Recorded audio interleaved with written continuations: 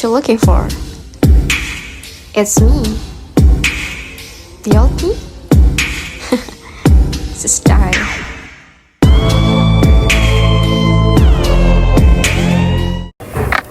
Assalamualaikum warahmatullahi wabarakatuh. Perkenalkan, saya atas nama Feni Febrita dengan NIM F022008. Pada kesempatan ini, saya akan menjelaskan tentang hasil yang didapatkan dari praktikum kimia farmasi 2, di mana percobaan pertama yaitu titrasi asidimetri alkalimetri. Asidimetri alkalimetri adalah metode analisis kimia yang digunakan untuk menentukan konsentrasi asam atau basa dalam larutan. Yang berikut prinsip titrasi asidimetri alkalimetri didasarkan pada reaksi netralisasi antara asam dan basa. Kemudian kelebihan titrasi asidimetri alkalimetri yaitu sederhana dan mudah dilakukan, akurasi dan presisi tinggi, dan biaya rendah. Kekurangan titrasi asidi alkalimetri yaitu ketergantungan pada indikator, terbatas pada larutan yang jernih, tidak cocok untuk semua senyawa, dan kesulitan pada titrasi campuran. Kemudian cara kerja dan hasil yang didapat yaitu yang pertama analisis kualitatif. Sampel ditambahkan larutan FeSL3 menghasilkan warna ungu dan kemudian ditambahkan dengan alkohol, hasilnya tetap stabil atau tetap berwarna ungu. Yang berikut sampel ditambahkan dengan metanol dan ditambahkan dengan larutan H2SO4 pekat, dipanaskan dan menghasilkan bau ganda pura. Yang kedua analisis kuantitatif. 200 mg asam salisilat dilarutkan dengan 15 ml etanol 95%, ditambahkan 20 ml aquades dan ditambahkan lagi dengan indikator PP 2-3 tetes di dalam Erlenmeyer dan dititrasi dengan larutan NaOH 0,1 N di buret dan menghasilkan warna merah muda. Dari hasil yang didapatkan, percobaan asidimetri alkalimetri dinyatakan berhasil. Yang berikut percobaan kedua yaitu titrasi oksidasi reduksi atau titrasi redoks. Titrasi oksidasi reduksi atau titrasi redoks adalah metode analisis kuantitatif yang digunakan untuk menentukan konsentrasi zat tertentu dalam larutan dengan menggunakan reaksi oksidasi reduksi. Kemudian, prinsip titrasi ini didasarkan pada reaksi redoks, di mana terjadi perpindahan elektron dari reduktor ke oksidator. Kemudian, kelebihan titrasi oksidasi reduksi yaitu akurasi tinggi, memiliki kemampuan menganalisis berbagai zat, indikator sederhana dan efisien. Sedangkan kekurangan yaitu sensitif terhadap kondisi lingkungan dan kesulitan menemukan indikator yang tepat. Kemudian cara kerja dan hasil yang didapatkan dalam percobaan analisis kualitatif. Di sini yang pertama, zat atau vitamin C ditambahkan larutan FeSL3 lalu dipanaskan dan berubah warna lalu hilang. Kemudian yang kedua analisis kuantitatif. 400 mg sampel atau 400 mg vitamin C dilarutkan dalam 50 ml air bebas CO2, ditambahkan 10 ml asam sulfat encer dan ditambahkan 1 ml indikator kanji, lalu dititrasi dengan iodium 0,1 N. Hasil dari analisis kualitatif dan kuantitatif dinyatakan tidak berhasil karena sampel yang digunakan tidak sesuai atau sampel berwarna kuning yang seharusnya sampel digunakan yaitu berwarna putih. Yang berikut percobaan ketiga yaitu titrasi argentometri. Titrasi argentometri adalah suatu metode titrasi yang menggunakan larutan standar perak nitrat atau AgNO3 untuk menentukan konsentrasi ion halida seperti klorida, bromida, dan iodida, atau ion-ion lain yang membentuk endapan tidak larut dengan ion perak. Prinsip titrasi argentometri didasarkan pada reaksi antara ion perak atau Ag+ dan ion halida untuk membentuk endapan garam perak yang tidak larut. Yang berikut yaitu kelebihan dari titrasi argentometri, yaitu spesifik untuk ion halida, akurasi dan presisi, indikator yang jelas, dan beragam metode. Sedangkan kekurangannya yaitu pengaruh ion pengganggu, kondisi pH spesifik, serta penggunaan bahan kimia berbahaya. Berikut cara kerja dan hasil percobaan. Di sini yang pertama ada analisis kualitatif.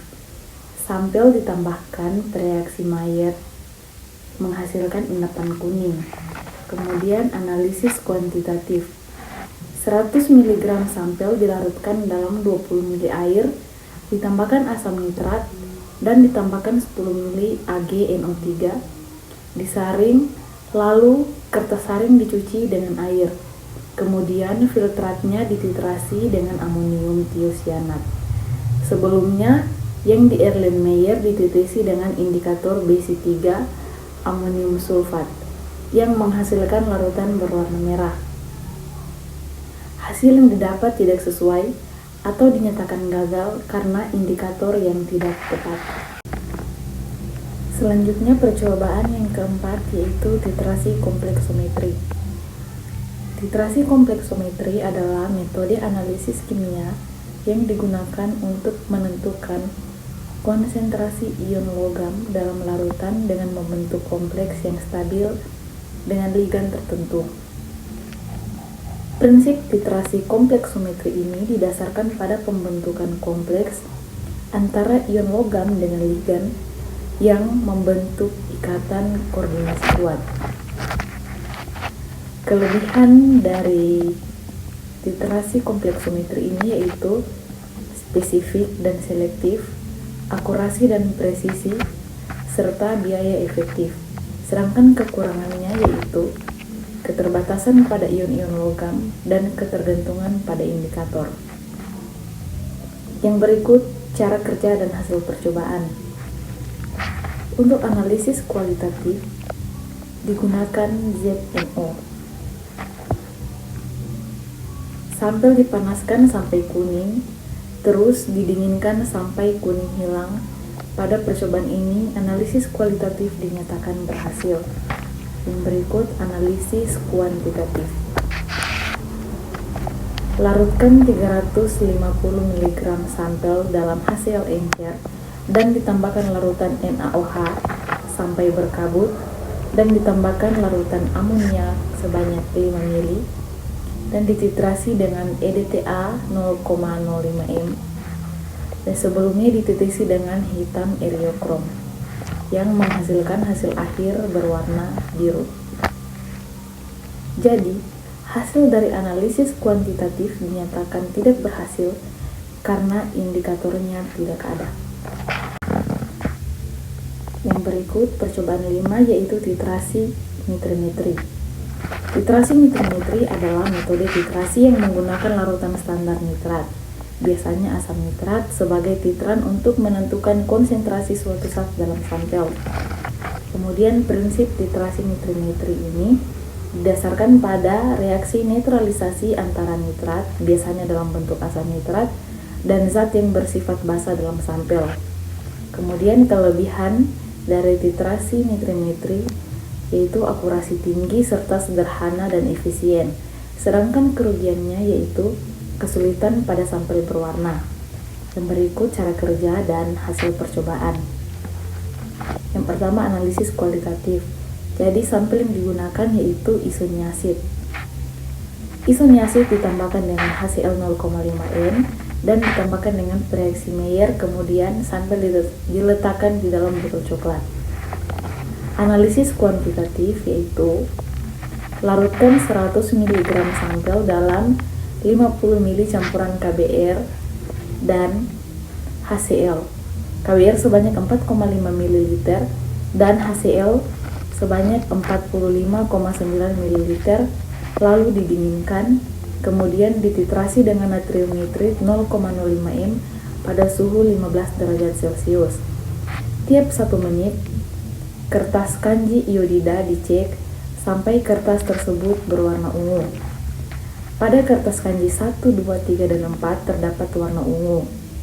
Jadi, pada praktikum percobaan titrasi nitri-nitri ini dinyatakan berhasil karena semua sampel ada dan dilakukan dengan hati-hati.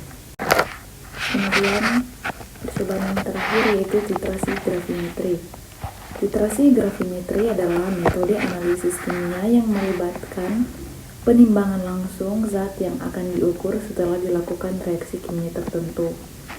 Kemudian prinsip utama dari titrasi gravimetri adalah bahwa berat endapan yang terbentuk dari reaksi kimia antara analit atau zat yang diukur dengan reagen tertentu proporsional terhadap jumlah analit yang ada dalam larutan. Kemudian keuntungan titrasi gravimetri yaitu presisi tinggi serta tidak memerlukan standar. Kekurangannya yaitu terbatas pada beberapa jenis analit. Kemudian cara kerja dan hasil percobaan. Yang pertama itu ada analisis kualitatif. Jadi, BaCl ditambahkan asam sulfat encer menghasilkan endapan putih.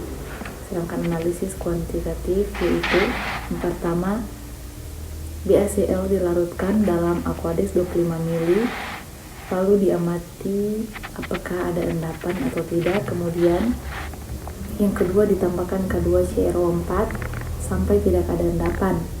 Kemudian yang ketiga, panaskan lalu dinginkan, terus disaring menggunakan kertas saring.